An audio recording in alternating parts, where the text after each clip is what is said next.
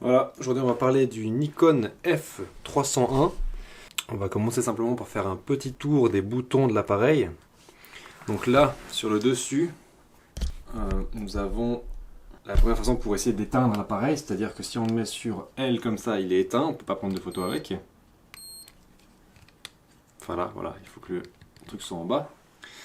Et après, pour justement l'allumer, il faut tirer vers le haut cette petite rondelle et tourner sur S ou C, qui sont du coup S les prises simples de photos. Donc on prend une photo par une photo, et en C ça va prendre des photos en continu, donc c'est pour faire des rafales. Donc on a le doigt appuyé dessus, il prend des photos. Ensuite on a ici en bas, on peut décider qu'il fasse du bruit ou pas.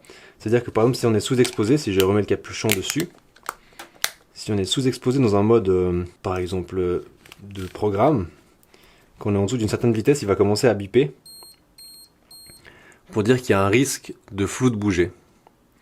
Alors à ce moment-là, il va biper. Ou si on prend une photo avec le retardateur, il va aussi se mettre à biper. Le retardateur, du coup, c'est le bouton qui est ici.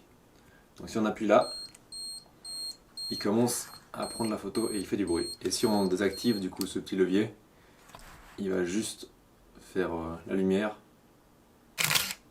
mais pas de bruit. Ensuite, il y a la petite rondelle ici qui sert en fait à choisir les différents modes. Donc sur ce modèle, on a 3 modes.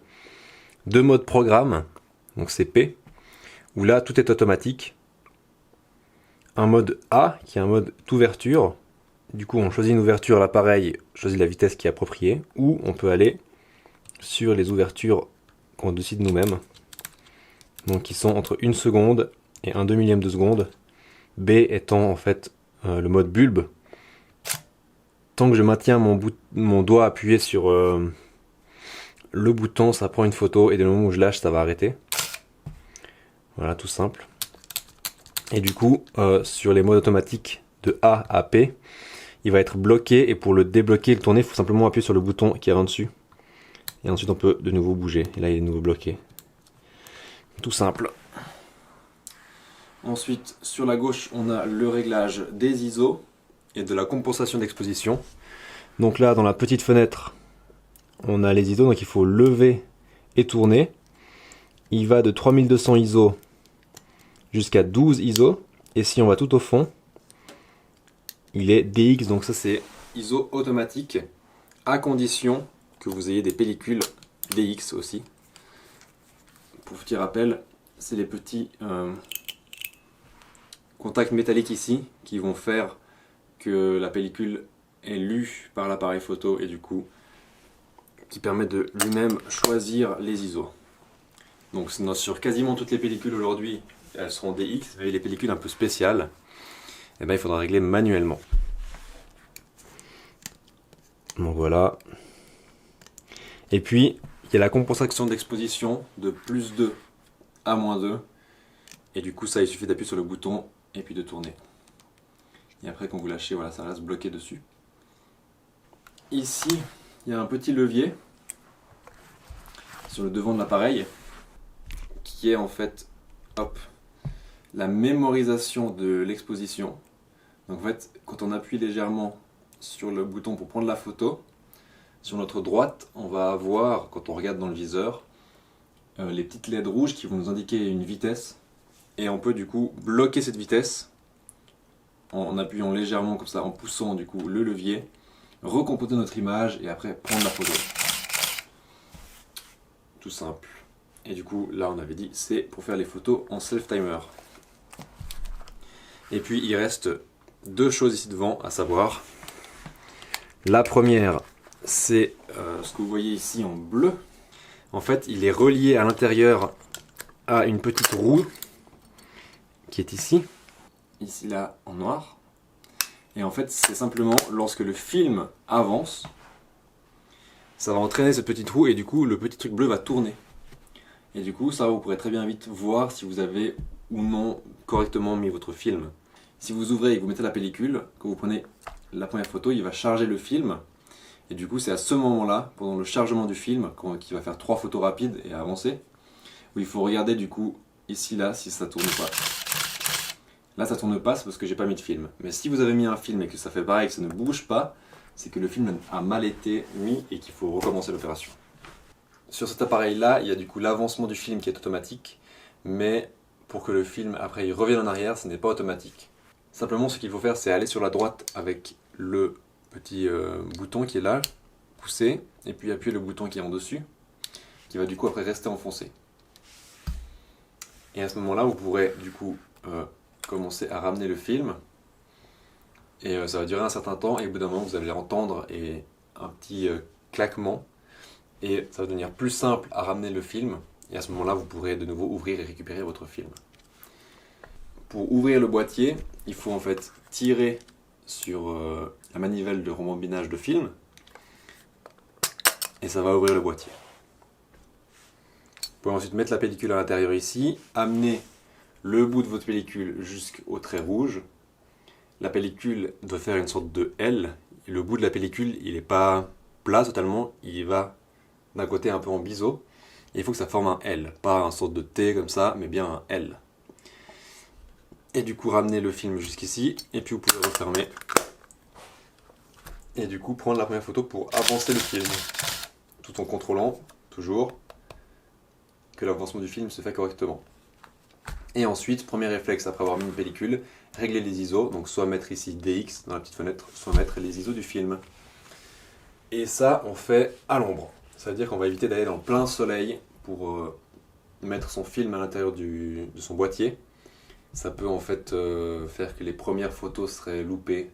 Il y aurait un petit peu des fuites de lumière à l'intérieur de la pellicule. Donc faire ça dans un endroit ombragé en tout cas, si possible à l'intérieur, ou voilà, quelque part où on est à l'abri de la lumière, mais vraiment pas en plein soleil à midi, c'est la pire chose à faire.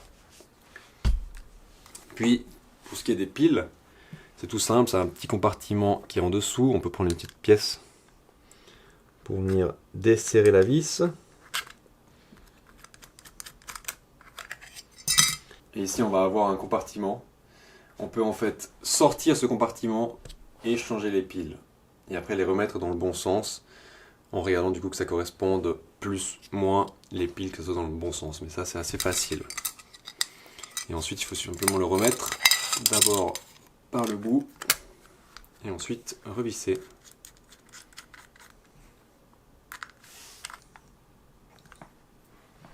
Du coup maintenant pour enlever l'objectif, si vous voulez changer d'objectif, c'est tout simple, toujours pareil avec ces boîtiers Nikon. Il y a un petit bouton sur le côté, vous appuyez dessus et vous pouvez venir tourner et puis enlever votre objectif.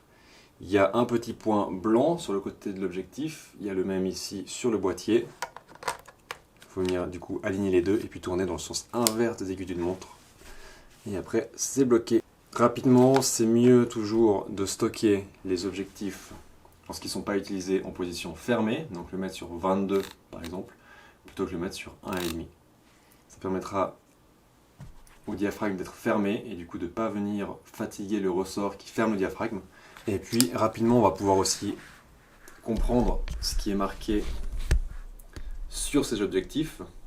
Là il y a les mètres, c'est écrit ici, mètres, et en dessus fit, donc nous ce qui nous intéresse plutôt c'est les mètres.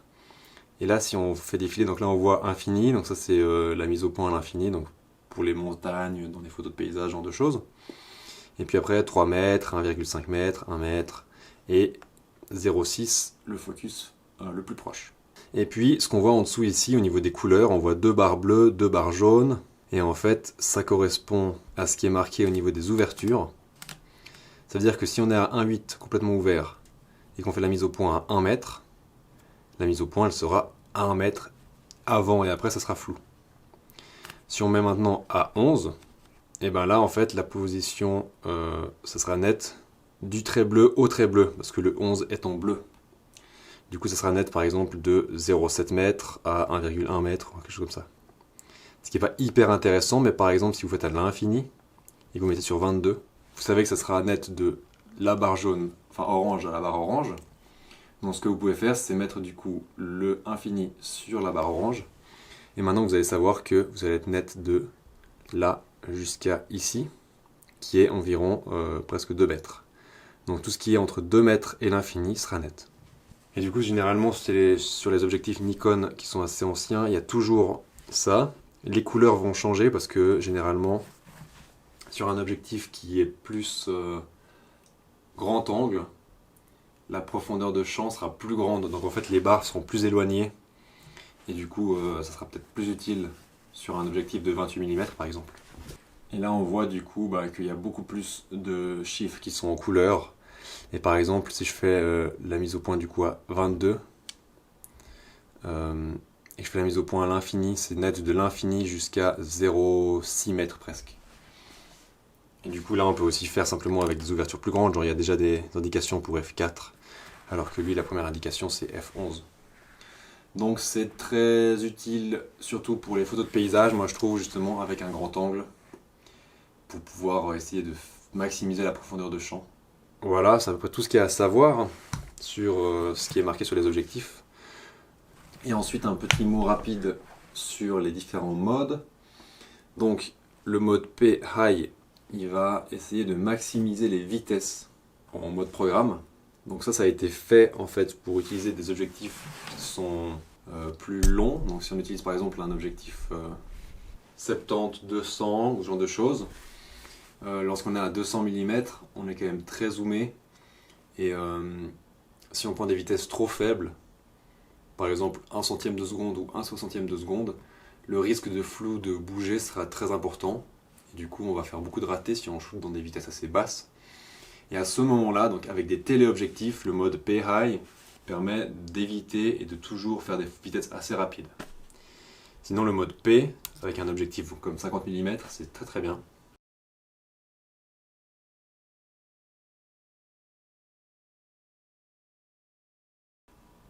Et le mode A, c'est un mode ouverture. Donc là, vous choisissez l'ouverture, par exemple, hop, F4. Vous regardez à l'intérieur du boîtier sur la droite, il va y avoir écrit la vitesse qui a été choisie par l'appareil pour prendre la photo. Lorsque vous êtes sur le mode P, si vous n'êtes pas à ouverture minimale, il y aura un message d'erreur. En fait, ça va clignoter en dessus et en dessous, à l'intérieur de votre boîtier. Dans l'échelle des vitesses, ça clignotera. Et en fait, ça c'est pour vous dire que voilà, il faut permettre au boîtier de pouvoir descendre à l'ouverture la plus petite possible. Donc quand vous êtes en P, il faut toujours mettre à 22, c'est important. Juste pour la mise au point, souvent il y a du coup un doublet à l'intérieur pour faire la mise au point de façon manuelle. Donc le cercle du centre, il va venir casser les lignes droites. Vous pouvez faire très facilement du coup des focus sur des bâtiments ou ce genre de choses, tout ce qui est un peu ligne droite, etc. Ce sera très facile à faire. Et puis sur le cercle autour du coup de ce centre, il y a un dépoli un peu spécial qui est granuleux et qui lui accentue en fait le flou, donc il peut être utile pour tout ce qui est texture, pour aider à la mise au point. Ça peut être intéressant de regarder simplement à l'intérieur.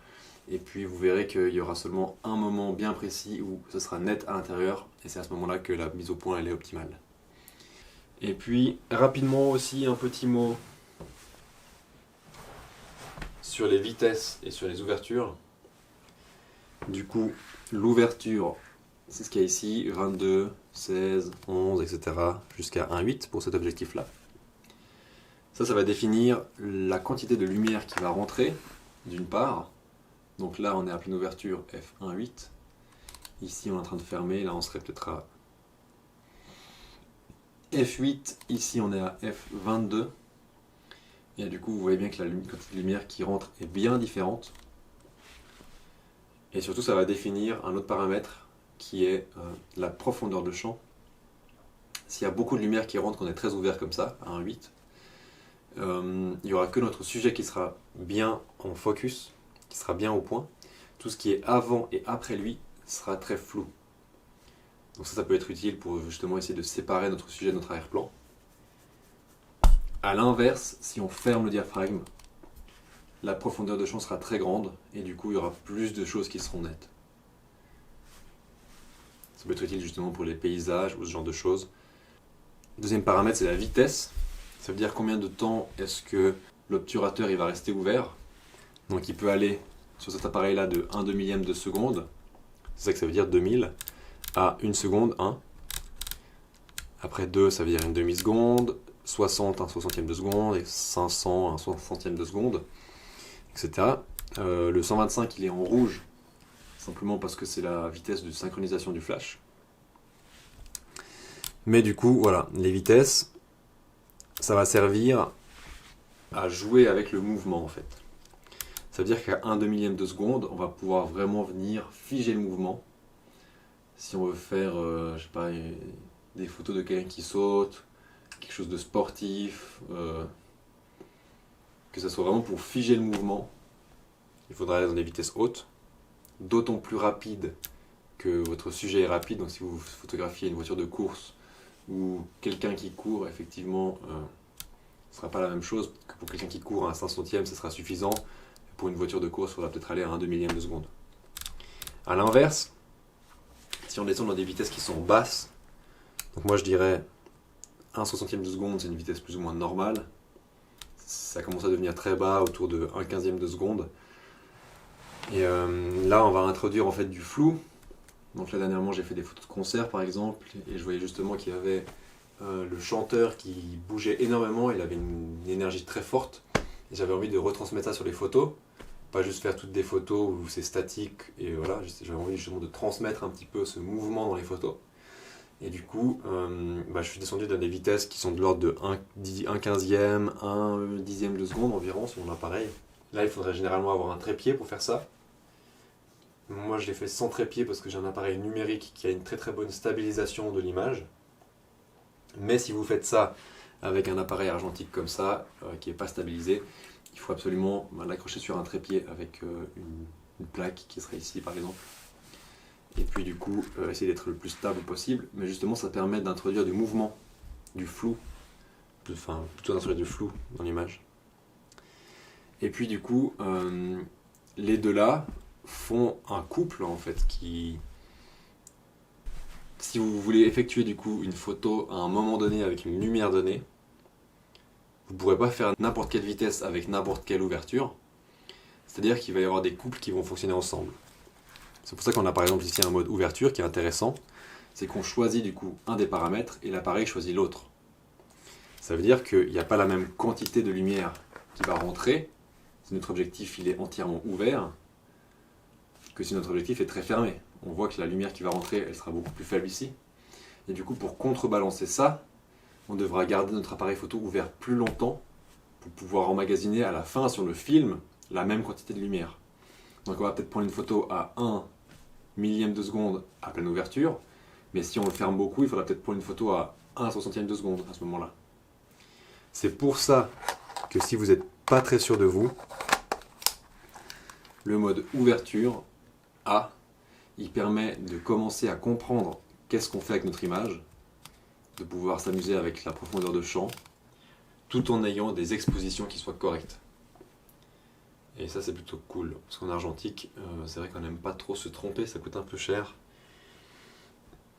Et inversement, si vous voulez choisir des vitesses, cet appareil n'a pas un mode où on choisit la vitesse et où ça nous met automatiquement une ouverture.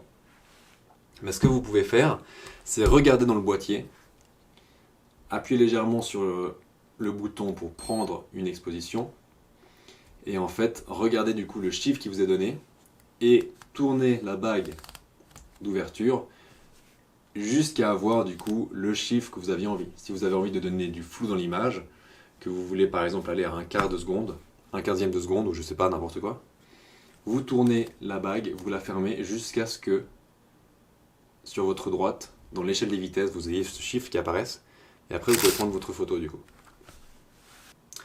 Ou sinon vous pouvez aller en mode manuel, et du coup mettre vous-même les deux paramètres. L'appareil, il va de toute façon vous mettre une vitesse sur la droite, que lui, il aurait choisi par rapport à l'ouverture que vous avez choisi vous à la base. Donc ça reste possible de faire aussi ça comme ça. Mais si vous commencez soit le mode programme, et vous fixez uniquement du coup sur vos compositions, quelle histoire vous voulez raconter avec votre image, ou si vous voulez commencer à donner une direction artistique à votre image, le mode ouverture il est très très bien. Moi j'essaierai pas trop de m'amuser au début à faire tout manuellement, je resterai sur le mode A simplement. En tout cas pour les premières pellicules. Et puis, si vous avez des questions, il y a un espace commentaire en dessous, vous n'hésitez pas à m'écrire. J'essaierai de vous répondre le plus vite possible. Sinon, vous pouvez aller me retrouver sur Instagram pour m'envoyer directement vos questions. C'est _, Aaron Ramos _, avec 2 A pour le Aaron, s'il vous plaît. Et puis, dans la description, le premier lien, c'est le manuel d'utilisation PDF en français que j'ai trouvé cette fois-ci de l'appareil. Donc là aussi, vous pouvez la regarder un petit coup, relire les points qui sont importants pour vous. Et ça peut vraiment aider au début, ça peut faire du bien de pouvoir juste lire un petit coup le papier en complément de cette vidéo. Et puis voilà, je vous souhaite beaucoup de plaisir avec vos photos. A plus!